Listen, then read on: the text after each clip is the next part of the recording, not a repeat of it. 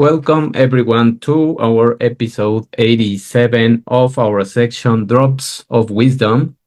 In today's episode, we are going to reflect and talk about your gut feelings and how do you listen or do you listen to your gut feelings?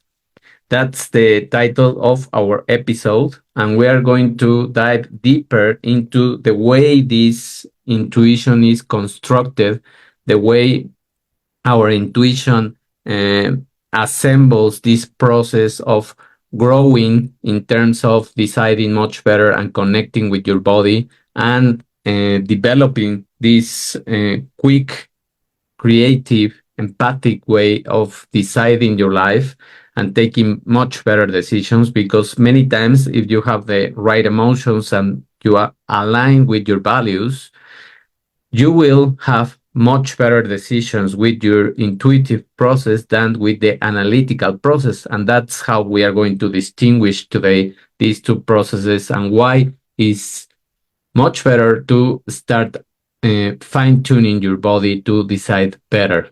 So, how often?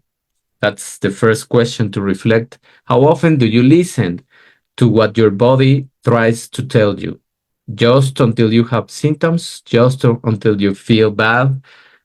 So, the better you construct your life in terms of aligning your body and your feelings, your emotions, the easier your life will be. Many times in our lives, we overcomplicate things by looking just at the data or analytical information, or we want the steps, we want formulas, and that is good for certain parts of your life or certain things that you need to do, but not for everything. However, multiple times you can know the answer by using your past experiences and the mysterious, that they are not mysterious, we are going to decodify them today. The mysterious way of your body to perceive information and those gut feelings that are more than just emotions, and your heart, of course, is involved in this process. They are your brain's way to use your subconscious wisdom, that wisdom that you don't perceive, that wisdom that is invisible sometimes for you.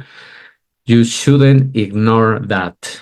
So let's go with the ideas of how to take much better decisions with our intuition. So this is first sort of a diagram to explain how intuition is assembling many parts of your process that is based on experience. I already told you that. It is a process that has affect in the way you decide your life. Affect means those emotions. It is a process that has this cognitive uh, way of thinking. Cognitive means to learning and learning faster, learning ways to decide better. Also, it is fed by your subconscious mental processing. So the easier way to increase that subconscious perception is to let your body talk many times. Your values or ethics are also something that feeds this intuition. So as you see, it has a broad spectrum of sources where it's going to pick up information that you don't notice or it's too quick. That's different. But your intuition has many, many sources of information that integrates. The intuition operates as a subtle voice, and that is the voice that is telling you how to decide from your subconscious, guiding decisions without conscious reasoning. It enables us to perceive the possibilities because it creates this big picture beyond the immediate details and influences quick emotion-based decision. Pay attention to this because quick emotion-based decision can be derailed or can be biased if your emotions are not positive or high vibration. If you have negative emotions, you are going to feed your intuition with this negativity. So, how can you apply all of these subconscious as your guide? When you take a decision, trust your gut feelings when logical analysis is not enough, or when you think that you are overcomplicating your life by giving it a lot of turns or procrastination, especially in situations where emotional intelligence is required. So allow those decisions to be a guide. Allow those emotions to talk to you and have a quick judgment of the situation or the things or the person many times. So now let's explore in this idea the neurobiological basis of intuition. This is really it seems complicated, but it is not so complicated. So I will try to make it in pieces so that you understand what is happening with this process, because it is very fast, but it starts with making a new connection. And that is the key elements that are going together in the intuitive thinking. And that prepares your body, that prepares your mind. And then you make some, or you have some help of the logical thinking, but it's not completely um, participating in this process.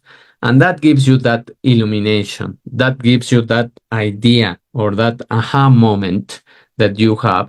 And then you kind of incubate the idea, you kind of think about it or give it just two quick turns and just say, well, yes, this is the best decision. And that's it. Then you verify the process by taking the decision, and you grow in knowledge. You create a new experience and you assess how the experience was. And then you reach a second level where you repeat the process, but now you have reasons. Now you have the help of the logical thinking with reasons, with experience, with the verification of a previous intuitive decision that is going to grow the pool of knowledge and will prepare your mind again. You will be able to get those feelings from the body, and the reasoning process is going to participate, give you that illumination, that aha moment again. You incubate it, and the time that you incubate this is, of course, less time. And then you take the decision and you validate the result and you verify the result and you reach self evidence. That's what is about in our lives, reaching self evidence, having those consequences that we expected and we wanted and we envision, and we prepare our body to arrive to that place. But that's only going to happen with the connection, and the help of the logical side is giving you just those minimal glimpses of the cognitive process that you need. So now, how can you apply all of this neurobiology to take much better decisions? Recognize the physical sensations that you are having, like those butterflies in your stomach, as those signals from your body communicating something. That is your system that is giving you feedback, aiding in quick and effective response. So the easier you allow this, you open yourself to connect with your body, the more fine-tuned your intuition will be. Now, let's go to the psychology. Now, we saw the biology. Now, let's see what happens in the psychology. We know, because of a famous psychologist, one of my favorites, Carl Jung, he described intuition as a primary mode of perception, helping us to see beyond the things, beyond the obvious, and imagine those potential outcomes. seeing, creating that vision, contrasting with the more concrete focus and sensing types. When you are more analytical, you need those steps, you need those precise, you are methodical, you are detailed, you are detached of emotion, and you are more literal. That's the left brain, and that's called the intellect. In the right brain, that it is called the intuition mode, you are more creative, you have more imagination, you need more, you create and integrate and develop more concepts of the things that are happening. You are more spontaneous, you have a big picture, you are empathic, and you are artistic. That's why many people need the image of the things that you explain. And that's why I also add now these images to explain the concepts that can be abstract, because we need to start developing this right brain of thinking that is also trying to influence the world. We're seeing more now people that are deciding with that right brain, but we need to feed more this loop so that we create a different kind of society. The application is using your intuition to explore ideas and solutions that aren't immediately observable, that they are not the right way of thinking, let's say, where you foster creativity, when you foster innovation, when you create something unique in problem solving and in your personal growth. So start taking your life in a more in a way that you can develop different branches of knowledge and different ways of thinking. And you will only do that if you get away from the program way of thinking. So, watching news or being too much time in social platforms. So, detach a little bit from those things, and you will notice how your creativity expands. Now, this is a quote that I love the quote and what it says about the intuition. Einstein said that the intuitive mind is a sacred gift. Imagine, sacred gift that we really many times don't appreciate or don't even use. And the rational mind is a faithful servant. So it is just a servant. We have created a society that honors the servant and has forgotten about the gift. And that, sadly, is still true in many institutions, in many education systems. The more programmed the people are, the easier they are to dominate and to manipulate. So be careful, because intuitives and geniuses and all of these people that have those aha moments, they create them, as I showed you in the neurobiology. So we need to start feeding more the intuitive mind to let it be more creative, more unique. And we will see this in this next idea and example. So just look at what happens here when you are unconscious. You don't integrate. It shouldn't even say integration, because here we don't have anything. We just have random ways of thinking, but there is not an integration because it is not colored.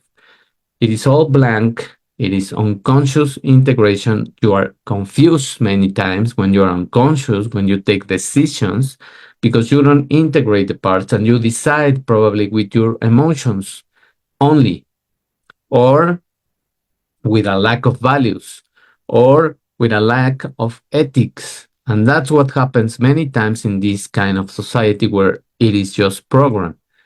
So when you start integrating the information, you have this middle ground where you are training your mind to be more intuitive, integrative, and you have minimally conscious integration.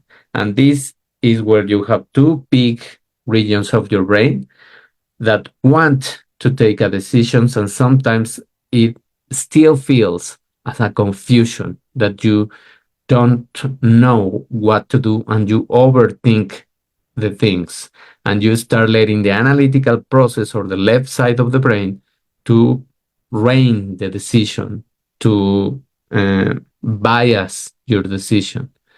And when you arrive to a complete integration, you have conscious ways of thinking and conscious ways of integrating the whole information. Conscious experiences are shaped by the integration of information within the brain as they look here. You can see that the whole brain is illuminated, is colored, and you have connections from all over the place. You have connections from all the regions, and you are taking a much conscious um, decision. And that leads you to richer experiences, and that is crucial to produce a conscious mind. So, what is the application, or how can you apply this in your life? Enhance your decision making process by integrating both the intuitive and the logical information. The logical, remember, that needs just minimal feedback in terms of giving you those cues that are going to illuminate your mind and allow you to create the idea, the unique idea. So create more holistic understanding of the situations. Try to see the big picture. Don't decide with one single source of the decision. Don't let just your emotions decide. Arrive to a process where you can integrate your experience, your emotions, your creative thinking, and use your whole brain to decide. Don't use just the primitive brain, because that's going to lead you to bad consequences, because you are deciding by fear or by threats or by anger or by any of the negative emotions. And finally, let's create a map. Why not? This is a map of your intuition and the life applications that it can have. So in this map, you create a learning process, or a cognitive learning process with this map. You use the sensors. Sensors means your all your senses, your sight, your taste, your touch, your ear, your skin is also a sensor, and of course, your smell also. And we spoke about the smell and how important it is also to guide many of the process thinking. So use that to perceive situations where you don't really need to take a decision, or where you need to step away from those people, situations, places, etc. And create a feedback loop that updates the map with common sense and memory. This common sense and memory are the experiences that you have had, and they are all of, well, it has many information that comes from this logical thinking, but it's just creating an update, is feeding those ideas, is creating an intuitional reasoning, and it has reciprocity. It has a feedback with cost space. What is this cost space?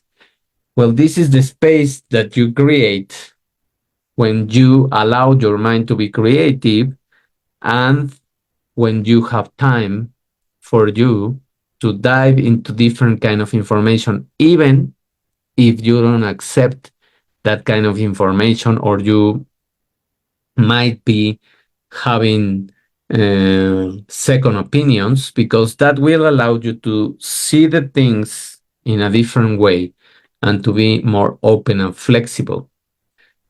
All of that feedback, it's going to give you a guide, And all of that feedback is also going to be shared with searching in a database that you are creating as we speak in the decision making space. If you liberate the space, it's just like your hard drive or your cloud uh, drive, let's say. When you liberate the space, when your computer, your phone, whatever technology you use or you are using tells you there is not enough space, you have to um, take something away.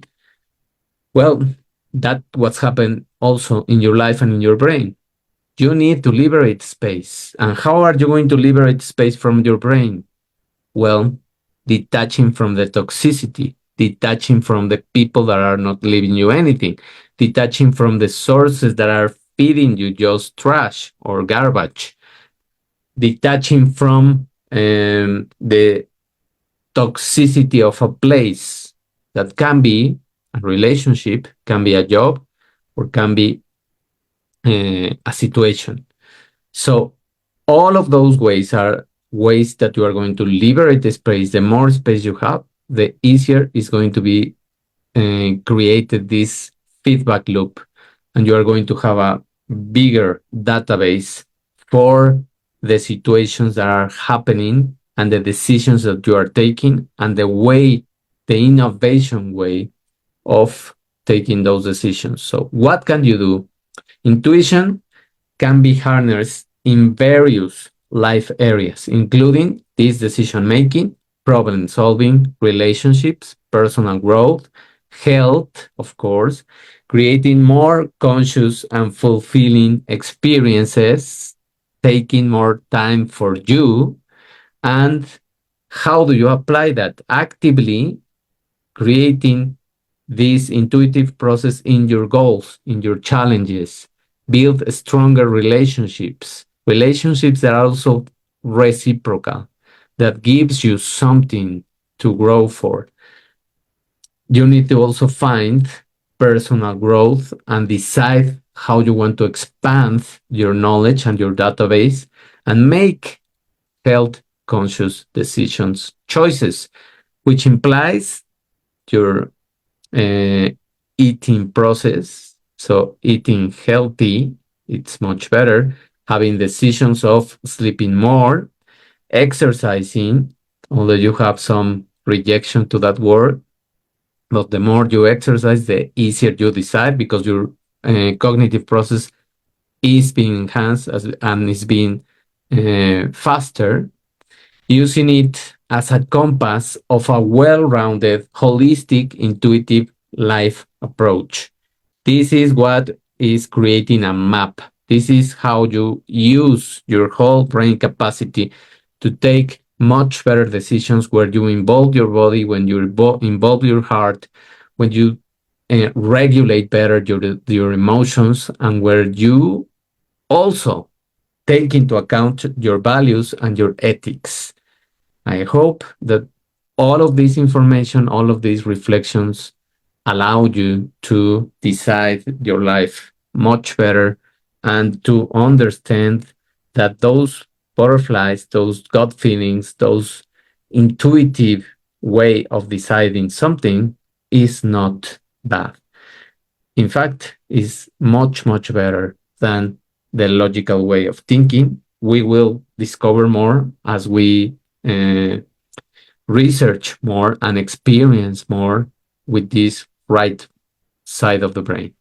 Thank you very much for your attention. Have a wonderful afternoon. We will listen to each other. And as always, I encourage you to subscribe to my channels anywhere in any platform and leave me a review, please, because I need more feedback from you. I need more interaction from you. And the more you give me feedback, the more you um, rate this podcast, the easier it's going to be for people to reach this information. Thank you. Have a wonderful afternoon. We will listen to each other on our next episode. Bye.